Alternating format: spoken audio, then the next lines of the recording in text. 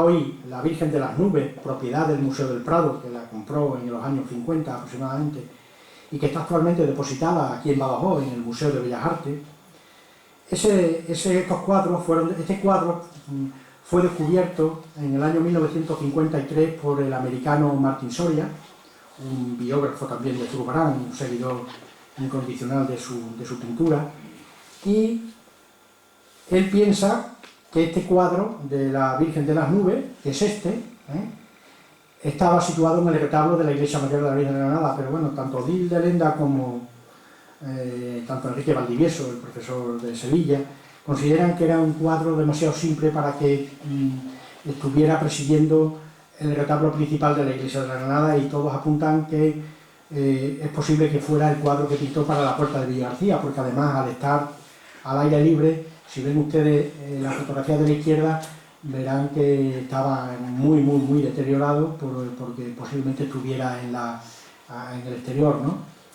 Este cuadro estaba situado en la iglesia. Bueno, esta es una fotografía de la iglesia de Granada de Llerena, después del bombardeo a la que la sometió el comandante Castejón cuando reconquistó Llerena el 31 de agosto del año 36, que no tuvo la feliz idea de bombardear la iglesia para que 5 republicanos que se habían introducido en el interior pues salieran, y no se le ocurre otra cosa que bombardearla, donde destrozó la iglesia. Ya ven ustedes la cubierta totalmente destruida, y en esta fotografía vemos, bueno, ahí está el Cristo de Zurbarán, el que luego ya veremos, y el cuadro estaba ahí situado, justo al lado de la puerta de la entrada por la plaza, ¿no? Bien. Al fallecer Bartolomé Páez, el suegro de Zurbarán, su familia se trasladaron a vivir a la casa que tenía su suegra María Páez en la calle Escabias. En la calle Escabias. Esta es una fotografía de esa calle, y en esta casa que vemos aquí es donde Bartolomé Páez pues tenía su residencia, y ahí se fue a vivir Zurbarán con su primera mujer, con María Páez. Y en esta casa fue donde el 23 de junio de 1620 nace su hijo, su segundo hijo, el pintor, su segundo hijo, Juan de Zurbarán, que fue bautizado en la iglesia de Santiago el 19 de junio de 1620. Posteriormente, bueno, Juan sería pintor, como ahora veremos, y a los pocos, un par de años después, fue confirmado también en la iglesia de la Granada. Ahí vemos el asiento de la confirmación. Bueno, pues Juan de Zurbarán siguió los pasos de su padre en la pintura, y en el taller de Sevilla comenzaba a elaborar sus primeras obras, ayudado por la mano del genio de los pliegues. Asistió a una academia de danza en Sevilla.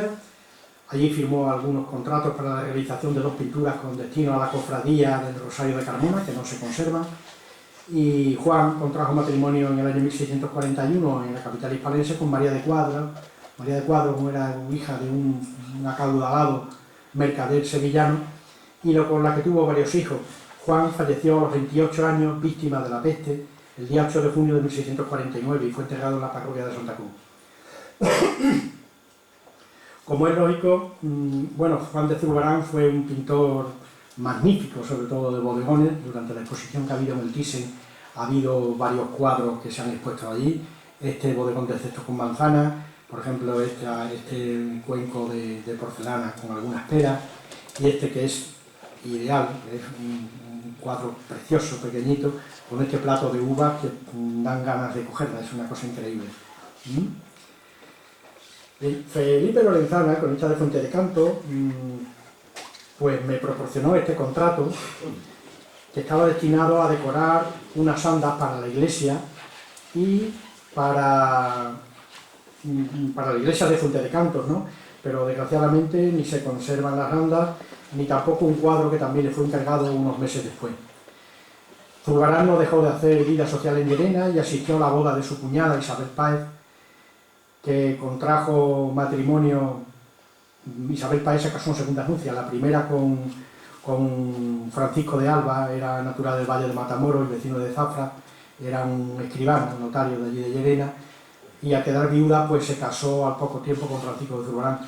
Tenía una fotografía del documento del nacimiento de Beatriz de Morales, la segunda mujer, pero era de muy mala calidad, y viendo cómo se las gastaban en el archivo diocesano de aquí de Badajoz, el señor archivero, pues, y viendo que le había solicitado la fotocopia de un documento, uno solo, de otro personaje de Llerena, pues resulta que me envió esa fotocopia. Y como no quiero mentirles a ustedes, este es el resguardo de la carta que me envió el señor archivero, pidiéndome por una fotocopia de un folio 15,69 euros. A ver quién soporta la investigación a estos precios. Un documento que estaba en Llerena, que yo lo pedía, pero bueno, eso ya está. María Páez se encontraba muy avanzada de su tercer embarazo, de su hija Isabel Paula, y todos los historiadores, hasta hace poco, pues pensaban que había muerto María, la mujer de Zurbarán, había quedado viudo inmediatamente después del parto de su hija. La hija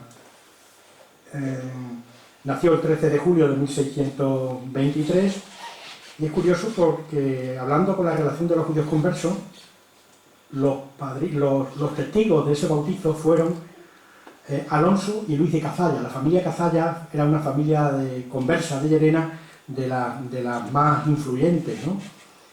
Esta familia de los Cazalla, bueno, estos Luis y Alonso fueron sobrinos de Pedro Cieza de León, el príncipe de los cronistas de India, y fueron también sobrinos de Pedro López de Cazalla, que fue el secretario de Francisco Pizarro, el que enterró su cuerpo en la Catedral de Lima cuando lo mataron en los 13 de Chile.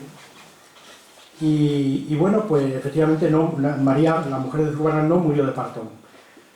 Murió con 34 años y falleció pues varios meses después. Aquí nos encontramos el asiento en el libro de enterramientos de la Iglesia, donde dice que María Páez fue enterrada en la sepultura de Gonzalo Gómez Camino y sus herederos. Posteriormente Zurbarán pues sigue trabajando lo que puede en Llerena, y el 10 de agosto de 1624 le hicieron un encargo para hacer un Cristo, una talla de madera, para el convento de Nuestra Señora de la Merced de Azuaga. El contrato lo firmó en aquella localidad, se trasladó hasta allí, con el padre Fray Francisco de Baño, que era el comendador del convento de Nuestra Señora de la Merced.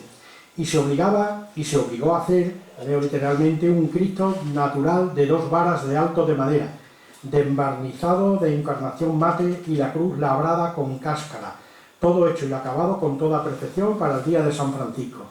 Y Zurbarán cobraría por ello 700 reales de buena moneda. Siguiendo la pista de ese contrato, pues me desplacé inmediatamente a la iglesia Azuaga, a la iglesia, a ver si veía algo para el estilo. Bueno, esa es la firma de Zurbarán en el contrato. Y esta es la iglesia de la Merced, que es para donde le hicieron el encargo. ¿Cuál fue mi sorpresa? Que me encuentro ese Cristo. Lo mido y exactamente tiene una altura de 166 centímetros, equivalente exactamente a 2 varas, lo que dice el contrato. La cruz del Cristo la vemos que no está tallada, sino que está en madera bruta y no separada de la corteza. Estos detalles coincidían exactamente con el documento del archivo. Este documento se custodia en el archivo de protocolos notariales de Llerena. El Cristo tiene el rostro levantado, expirando, con los pies cruzados, fijados al madero con un solo clavo. Este descubrimiento lo comuniqué inmediatamente a la profesora, mi amiga Odilde Lenda, y el fin de semana siguiente se presentó en Llerena a ver el Cristo.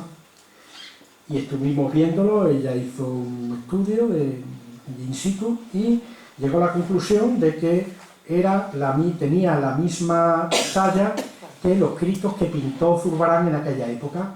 Por ejemplo, hay un Cristo fechado en 1629, este es el de Zurbarán, y este en un cuadro que estaba en Berlín, pero el año 1945 fue destruido por un incendio, y guarda cierta similitud al Cristo de Azuaga. Actualmente existe un proyecto por parte de la Consejería de Cultura de la Junta de Extremadura, Consejería y la Dirección General de Cultura, en la que se va a hacer un análisis de este Cristo y esta talla para ver si se puede catalogar la fecha exacta, y está en proceso esa idea. Bueno, siguiendo investigando por los documentos de los distintos archivos extremeños, nos encontramos en Montemolín, donde se le encarga un cuadro para el ayuntamiento, se le paga a plazo, y estos son los asientos donde va apareciendo los distintos plazos que iba cumpliendo el ayuntamiento. y estos son del año 1625, y también nos encontramos en un documento muy interesante, del que ya había hablado el historiador extremeño Horacio Mota Arévalo, que era natural de Villagarcía de la Torre, en el que Zurbarán compraba una viña en Pallares. Era curioso, bueno, había un dicho que decía Catalina Clara Ramírez de Guzmán en sus poesías, decía que para ser un hombre de pro en Llerena había que tener una viña en Pallares, Zurbarán la tenía, decía un balcón en la plaza, Zurbarán lo tenía, porque vivió allí, evidentemente, y también hablaba de una casa en Los Molinos, pero bueno, la casa en Los Molinos no tenemos constancia de que la tuviera. Ha sido curioso, bueno, y quiero aquí agradecer al municipal de Montemolín, porque en muchos archivos a nivel nacional no he conseguido la ayuda del municipal. No se pueden imaginar ustedes cómo domina el archivo, es alucinante, parece que ha estado toda su vida entre los papeles. Tiene todos los documentos localizados, perfectamente ordenados, clasificados, me quedé alucinado. Bueno, había transcurrido ya 2 años de la muerte de María Páez, y Zurbarán, pues con 3 hijos pequeños, pues soltero, dio cumplimiento a un dicho que había antiguamente que se decía dolor de viudo, corto y agudo. Entonces fue cuando contrajo matrimonio de nuevo con Beatriz de Morales. Y se fue a vivir a la plaza que Beatriz había heredado de sus padres en el portal. Bueno, este es el documento del primer matrimonio de Beatriz de Morales, y Zurbarán se fue a vivir aquí a la casa esta que está bajo los soportales, justo frente a la fuente que él había diseñado. Bien, su fama comenzaba a traspasar nuestras fronteras extremeñas, y en Sevilla se iban recibiendo noticias sobre el arte de Zurbarán. La seriedad de su trabajo y el cumplimiento de sus compromisos le brindaron la confianza de los círculos de la ciudad. En aquella época residía en Sevilla también don Lorenzo de Cárdenas, conde de la Puebla del Maestre, que era de Llerena, y pues lo introdujo en los ambientes culturales de Sevilla. Enseguida, el prior del convento de San Pablo le encargó la pintura de 14 tablas alusivas a Santo Domingo y 4 ósteros de la iglesia. Firmó el contrato en el año 1626, ya por ello cobró 4.000 reales, una cantidad importante. Zurbarán estuvo trabajando solo en Sevilla durante temporadas, mientras su mujer pues residía en Llerena con sus hijos. Estando en la capital hispalense, otorgó también un poder para la fundación de una capellanía de un cuñado suyo, García de Morales, que había fallecido en Cartagena de Indias.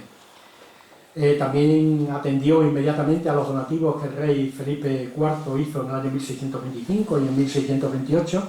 Vemos aquí el asiento por el donativo que hizo Zurbarán. El primero dio 30 reales, en el segundo donativo, un par de años después, dio otros 30.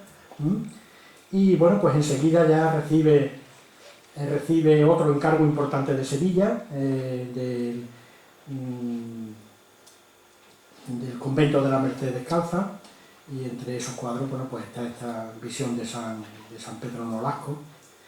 Y la llamada que le hacen a Zurbarán desde Sevilla, pues el Consejo del 24 de la ciudad, el 27 de junio de 1629, dice en un documento: hace saber a la ciudad como el convento de la Merced ha traído a la villa de Llerena a Francisco de Zurbarán, pintor, para que haga los cuadros que se han de poner en el claustro nuevo que ahora se ha hecho, y que de los cuales ha acabado, y de la pintura del Cristo que está en la sacristía de San Pablo se puede hacer juicio de que es un consumado artífice de esta obra.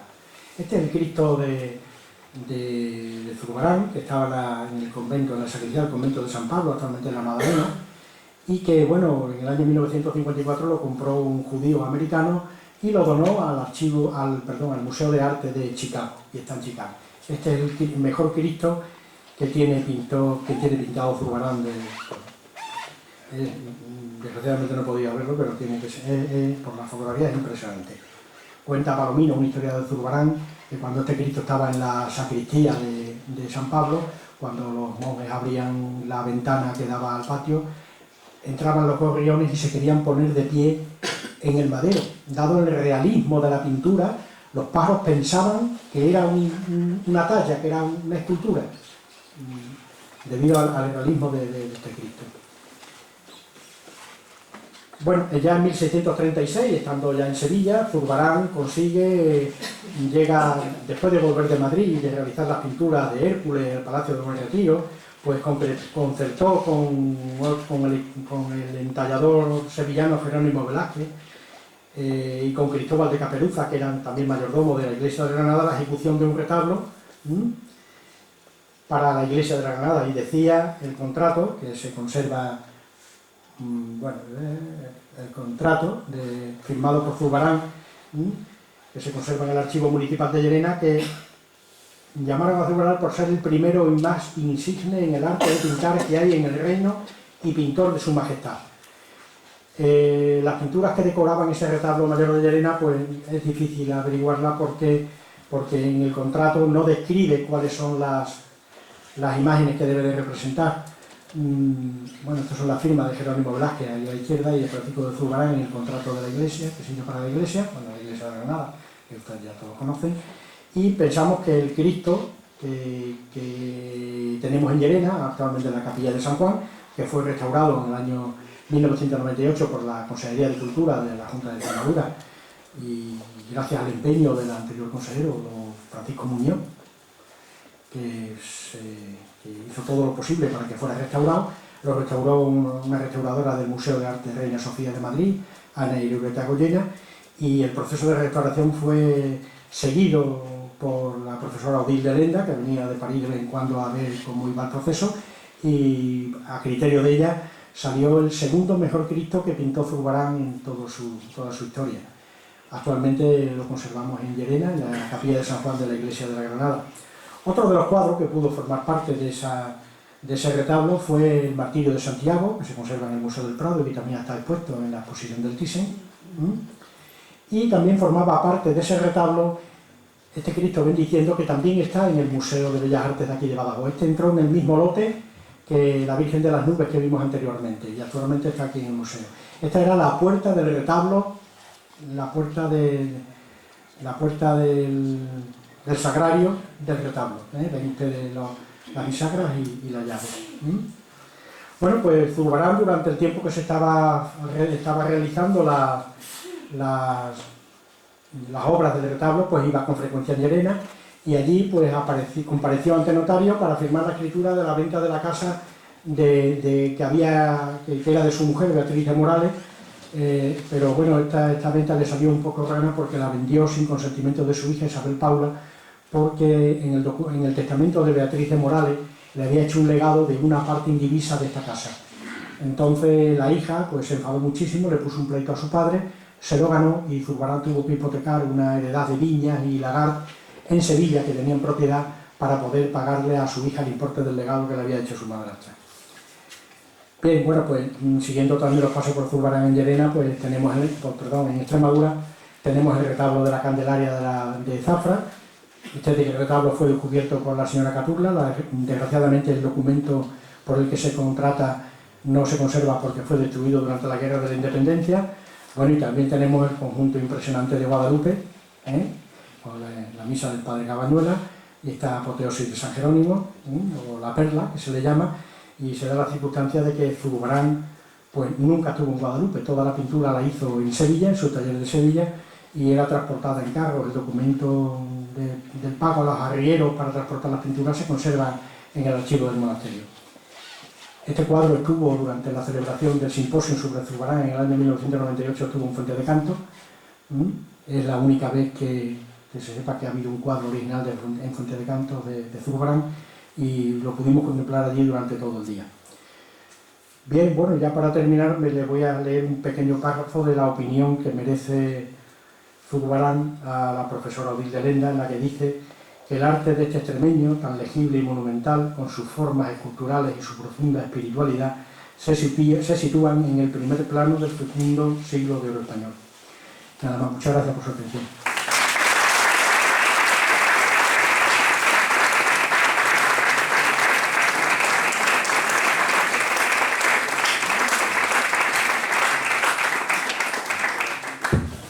Como ya había anunciado, lo que se dice en una hora, hay que ver el tiempo que hay detrás. Como bien saben, los cronistas extremeños que aquí están, los catedráticos y profesores, los académicos, y esto es lo que es la investigación histórica, pero con la grandeza de estas horas entre los papeles, entre los archivos, en la oscuridad, en la búsqueda de un municipal amable, con la caturla que se lleva a los demás y papeles y nos produce una decepción tremenda, con los impedimentos del arzobispo que se fue y que ya no consintió efectivamente la digitalización, entrevista que mantuve en mi condición de presidente de los cronistas y se negó. Bueno, con todas esas dificultades está, sin embargo, el esfuerzo y la muestra del resultado de un investigador, y ojalá, Luis, todos estos papeles, con las ilustraciones pertinentes, los puedas editar para que quede un testimonio de tu trabajo y de tu servicio. El servicio a la cultura extremeña, que sin duda en esta parcela de Zurbarán de hace 10 años eres además honestísimo, porque en todos los momentos mencionas la fuente, las ayudas, quienes te han facilitado esos documentos. Y tenemos amigos de Olivenza, de Los Santos, de Cáceres, que han venido a honrarte también a ti, a los que la económica y nosotros los que estamos en la mesa les damos las gracias.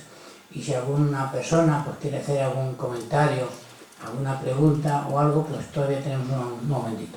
Don Antonio Viudas Camarasa, académico. En primer lugar, felicidades.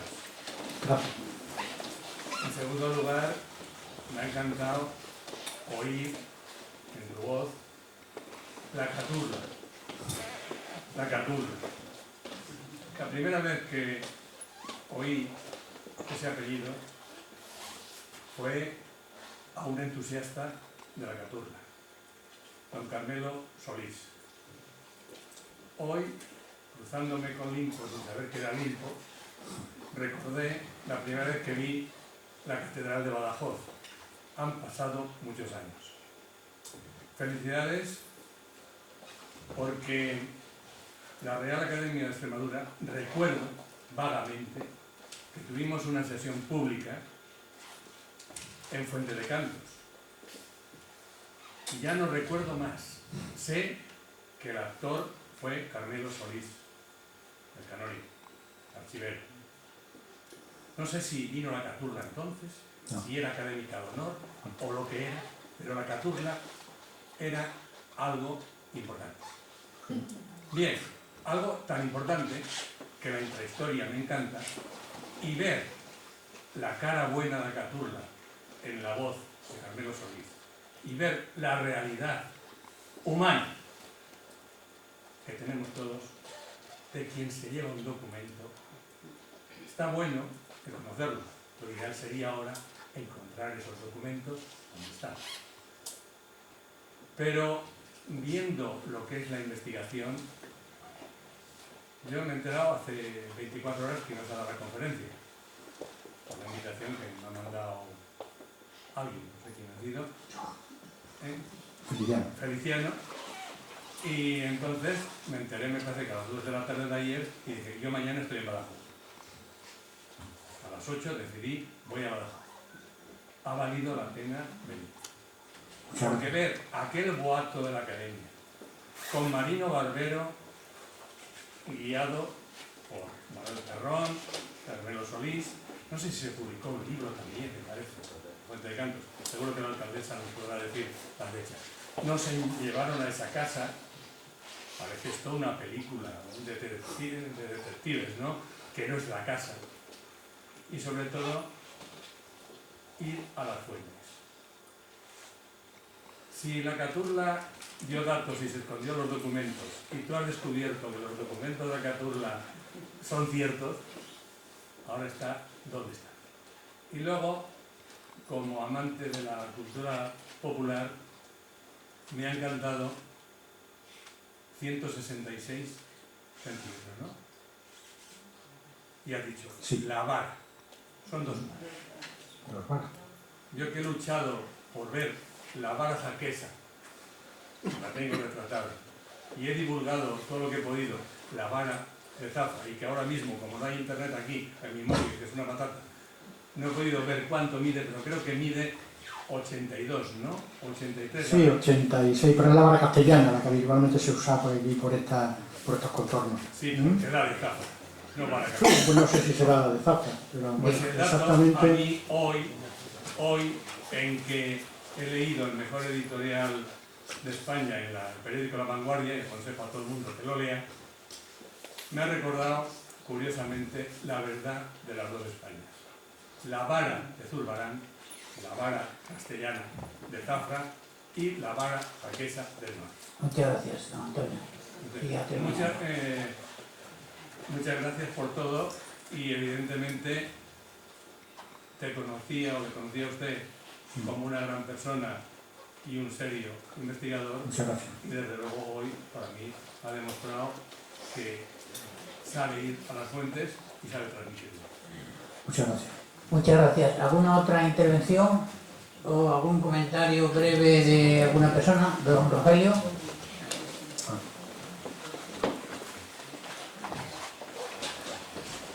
Sí, cualquiera. Felicidades, amigo Luis, muchas gracias por la invitación. Te comentaba que no podíamos venir, pero finalmente sí estamos aquí, ha sido un gran placer. Y es una pregunta un tanto con cierta malicia, pero es una conversación que hemos tenido, pero quedó inconclusa, y me gustaría que hiciese algún comentario al respecto. Y es, ¿existe algún círculo académico actual que pone en duda que Francisco de Zurbarán es un pintor extremeño? Bueno, sí, a mí me llamó poderosamente la atención durante la jornada sobre Zurbarán que se celebró en el Museo Thyssen el 23 de junio pasado, la conferencia que dio don Enrique Valdivieso, donde negó con voces de que Zurbarán fuera un pintor extremeño. Después de haber dicho yo todo lo que dije, que más o menos era todo lo que está aquí, ¿no? Entonces, el mundo se quedó un poco allí diciendo, ¿por qué dice este hombre, no? Y todo lo basaba porque él se había formado en Sevilla. Bueno, tampoco es cierto, porque en Llerena estuvo viviendo desde 1617 a 1629, estuvo allí 2 o 13 años trabajando. La pena es que no se conservan ningún cuadro de aquella primera época, excepto el de la Virgen de las Nubes y una Virgen Niña, que parece que está en el Museo de Bellas Artes de Bilbao, ¿no? Entonces, que él dijera tan categóricamente que Zurbarán no era extremeño se refería, y luego ya lo hablé con él, y digo, bueno, ¿pero qué quieres decir con esto? Y dice, hombre, que él se formó en Sevilla. Y digo, evidentemente, pero no por eso tienes que decir que Zurbarán no es un pintor extremeño. Pero vamos, todo el mundo sabe que Zurbarán se formó en Sevilla y lo más importante de su carrera pues salió de los pinceles de la época que estuvo ahí en Sevilla, evidentemente. Sí.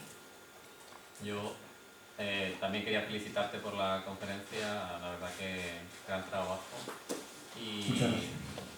Yo que también he trabajado en algún archivo que otro y también he tenido alguna dificultad con el archivo diocesano en ocasiones, pues te entiendo perfectamente en ese sentido. No eres el único, pero desde luego quizá uno de los que quizá más lo ha sufrido. Quería preguntarte que hay una gran abundancia de documentos de la primera etapa de Zurbarán y no sé si no has investigado todavía o la etapa final, ¿no? Si hay documentación sobre Zurbarán en relación a Fuente de Cantos o a Llerena en la etapa final. No. Prácticamente nada. Zurbarán, a partir de 1636, cuando hace el retablo de la iglesia de la Virgen de la Granada, no vuelve prácticamente a tener contacto en Sevilla. Hay que tener en cuenta que hacia 1640 y tanto se traslada a vivir a Madrid, va llevado, influye en que se vaya a Madrid por su amigo Velázquez, ¿no? Que Velázquez, como sabemos, pues se formó en el taller de Francisco Pacheco en Sevilla, se casó con la hija de Francisco Pacheco y bueno, pues eran contemporáneos, tenían prácticamente la misma edad y seguro que en Sevilla se conocieron y fue el que más influyó para llevárselo a Madrid. A la vuelta, cuando estuvo en Madrid, porque Zurbarán ya terminó muriendo en Madrid en 1664, pues no volvió a tener más contacto con Llerena. Sus hijos se fueron a Sevilla, una hija suya se casó con uno de Constantina, un señor de Constantina, y dejaron de perder absolutamente todo contacto, tanto con Llerena. En Fuente de Cantos sí existen parientes de Zurbarán en el siglo posterior, al siglo XVII, pero de los hermanos de Zurbarán. Eso ya lo tiene perfectamente publicado Felipe Lorenzana y Lamilla, otro historiador de Fuente de Cantos, lo tienen ya publicado. Pero Zurbarán como si no tuvo ninguna relación. Yo tenía entendido y bueno, de hecho he tenido la suerte de poder verla. Zurbarán, la única Virgen Niña que pintó, se conserva en el Hermitage de San Petersburgo. No, que va, hay varias Virgen Niñas pintadas por Zurbarán. ¿Sí? Sí. Hay varias. ¿Aquella es la más importante? ¿O? Bueno, la de Bilbao, los historiadores de arte, yo no soy historiador del arte, dicen que puede ser, porque la imagen de esa Virgen Niña la reproduce en varios de sus cuadros, que puede ser su hija Isabel Paula, la que luego le puso el pleito por la venta de la casa. Sí, en el Hermitage, sí, en un cuadro magnífico, una Virgen Niña dormida, se ha puesto así con la mano, o sea, sí, precioso, sí. Entonces me he quedado un poco sorprendida cuando he dicho la de Bilbao. Sí. ¿Alguna otra intervención? Yo quería, Feliciano, redundar en lo tuyo, porque me ha indignado tremendamente lo del antiguo señor arzobispo, que se traiga y que lo tenga ahí todo cerrado, porque hay una ineptitud total, porque no puedes acceder a ello, porque a mí me encanta también la historia, como tú sabes, me gustaría investigar y todo cerrado y todo increíble. Bueno, hay que considerar algo que es patrimonio de cada uno. Sí, probablemente a veces el celo por la conservación de los documentos no busca otra alternativa, y en la audiencia que me concedió como presidente de los cronistas le dije que efectivamente había medios de digitalizar aquello, ponerlo a disposición de los investigadores y de cualquier persona interesada, y el argumento que dio es justamente lo que Luis se ha referido antes, ¿no? La custodia y la privacidad de unos documentos que pertenecen al conjunto de la humanidad. Entonces no tenía ese sentido, y además incluso, y ya lo voy a manifestar aquí, le digo que cuando yo le comenté que se había hecho una microfilmación de documentos a través del Marqués de la Encomienda en tiempo de don Antonio Montero como arzobispo, digo que si él llega a ser en aquel tiempo arzobispo, en modo alguno lo hubiera consentido. A esa he accedido yo, que me la han dejado sin ningún problema, que acceda a ella. Pero claro, me resulta indignante.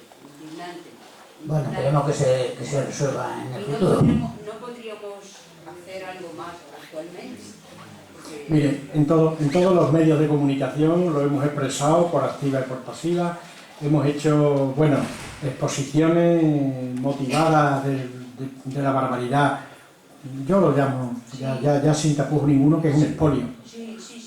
Ha hecho un auténtico expolio a todas las parroquias extremeñas, ¿no? Hay gente que está en ello y probablemente habrá alguna solución. Y quería darle la palabra a Víctor.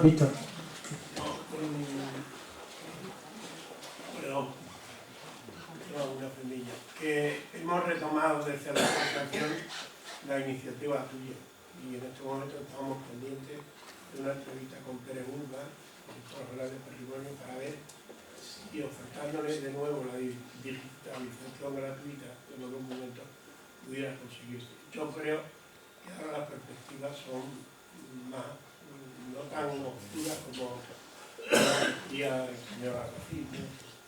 Parece que este arzobispo tiene carácter. Víctor es vicepresidente de la Asociación de Cronistas de Extremadura, y entre ellos ya lo ha comunicado, tienen el proyecto a través del nuevo presidente de Manuel Hurtado Fabrique, el cronista de Villanueva del Fresno, esa negociación, y ya nos tienen al tanto, y ojalá y fructifique, ¿claro?